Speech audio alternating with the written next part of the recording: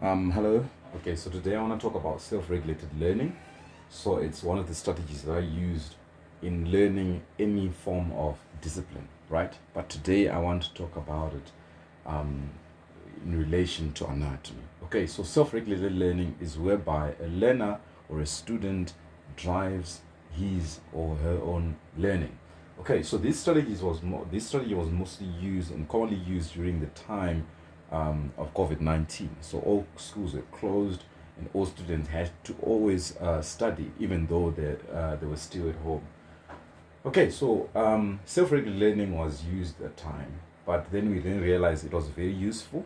Then we also need to use it even now in studying anatomy. Okay, so here, that's you, regulated, you driving your own learning, and this is anatomy. So we need to know how we use the strategies here.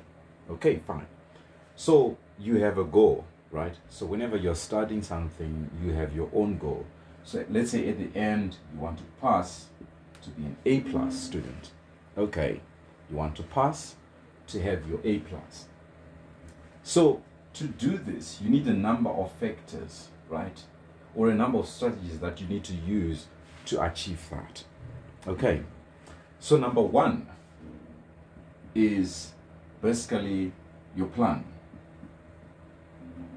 Okay, so you need to set your own plan, right? So here, you're setting your own objectives as well, right? So you plan, you're setting your own objectives.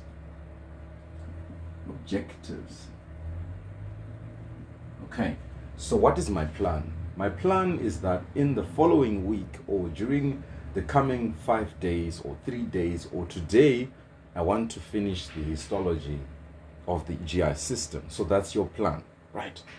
So when you set your plan now, so on your plan, there's amount, so the amount of work, your workload, and also time, right?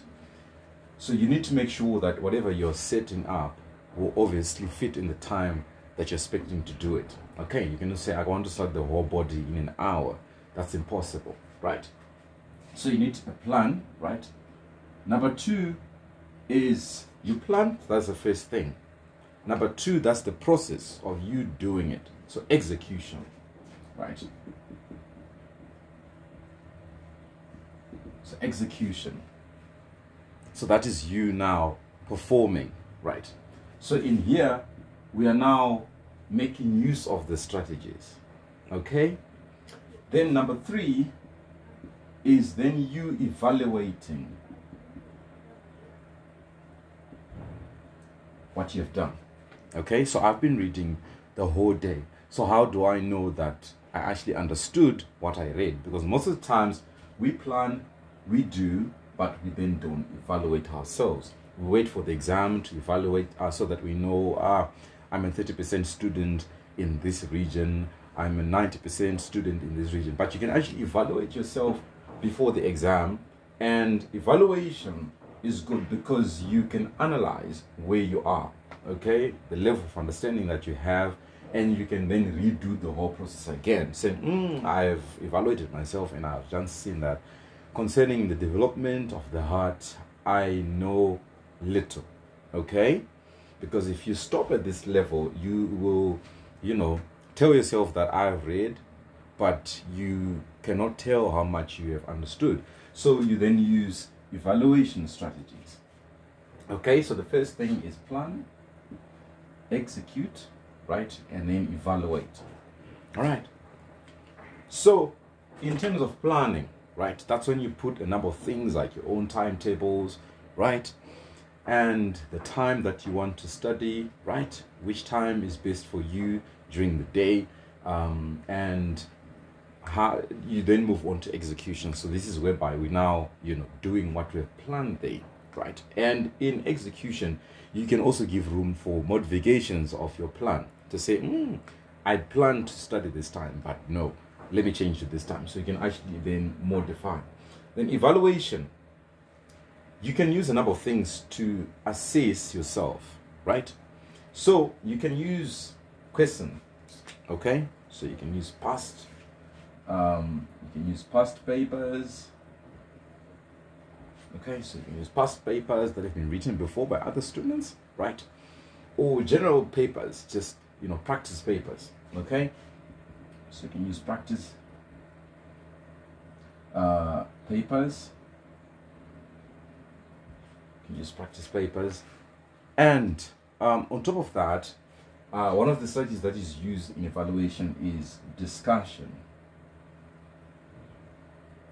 group, which is very important. So students are able to evaluate each other, assist each other using a discussion group. So in a discussion group, I'm like, guys, I want to explain the development of the heart. So someone can correct you, say, that's not it. Or while you are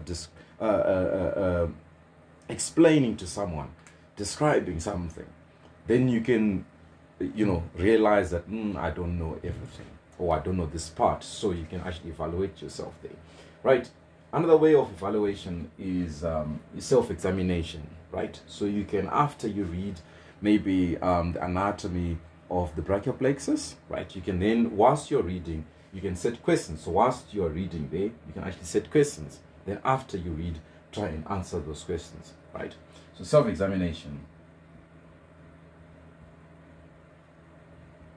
You can then do self-examination, right? We have a lot of strategies that are used here, right? So past papers, practice papers, discussion group, self-examination, right? Sometimes you can try to explain to yourself. You're sitting by yourself, you can start to explain to yourself this, and then you can realize that, whoa, I don't know much about this. So execution, evaluation, but starting with planning. So all of these have got to, you know, help you achieve your actual goal, right? Now, I want to explain something that whenever you're studying, so here at execution, whenever you're studying, there are these factors. So for you to get this, your final, whatever you're expecting, right? So your final mark, say I want to get an A. So what you do is you need, number one, time. So time is a factor. So factor number one is time. So you need to maximize on your reading. You need to put much time for your studies, right? Then time times, you need something else that is called a strategy. So whilst you're reading, how you read also affects your final result. Okay, so the time that you put in affects that, your strategy affects that, right? Then you also need something very important, which is called motivation. You may have time, you may have the strategy, the correct strategy to study whatever you're studying, but you may lack motivation. That will affect how you remember things. So it will also affect that. So you need to, during your study, maximize on your time, maximize on your strategies, right? The efficiency of your strategies, and also maximize on your motivation. Okay, so on the strategies here, that is a discussion or on its own. But on time, I mean, it's all about which time of the day am I very active? Is my mind very active? Is it like early in the morning or end of the day? Right. So maximize on those times, right? Then strategy, like I said, we'll discuss about it. Motivation now. You need to know how you're motivated, right? So what motivates you, right, is, so what motivates someone is progress, right? So your own progress. So if I say today I want to study the embryology of the heart and I finish it, right, that will actually motivate me. Okay, so you need to move whilst you're studying, right? You need to progress, you need to move on, so that will actually motivate you. Number two is the environment, right? So your surrounding, actually, right? Environment.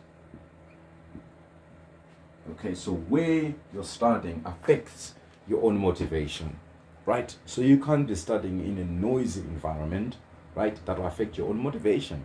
You may be demotivated, right?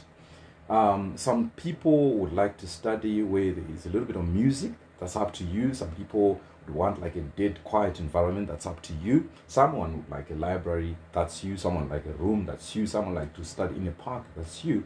But the environment is a very, very big factor, right?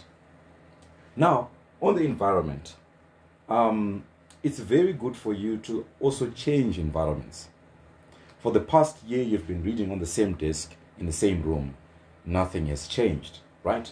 So at one time, you just need to get from there, change, maybe read in the library, right? Just change, maybe for a day or 2 days.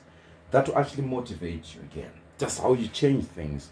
Or you can actually change how you're interacting with your own learning as well, right? You can also change your plans. That can also be a motivating factor, okay? So like I said, progress, you need to move. Number 2 is the environment. Your own surrounding is a factor there, right? And also motivation. You can also be motivated by your result, okay? So that's the good thing about evaluation, right? When you see the progress, okay, so fine. The first time I was studying, I understood this way. So you can actually then see, no, I'm going up like that, right? So I'm about to reach my goal. So that can actually motivate you. Why? Because you have been evaluating yourself, right? So the first time I didn't do good. So anyway, I need to change or add more. I'm here. The second time, the third time I'm here. So that can actually motivate you. Okay, so we say time, strategy, and then motivation is needed when you study. So whenever you're motivated, it's very difficult to forget. Whenever you read something that you're not motivated to read, something that is boring you, if just seeing the word anatomy, you feel demotivated. Even if you read the anatomy, you just not get it, right? So you need to be motivated, right? So yeah, that's what I just had to tell you today.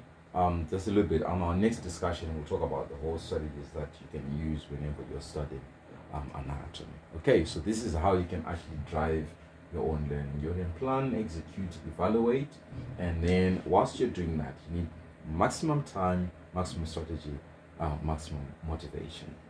Okay.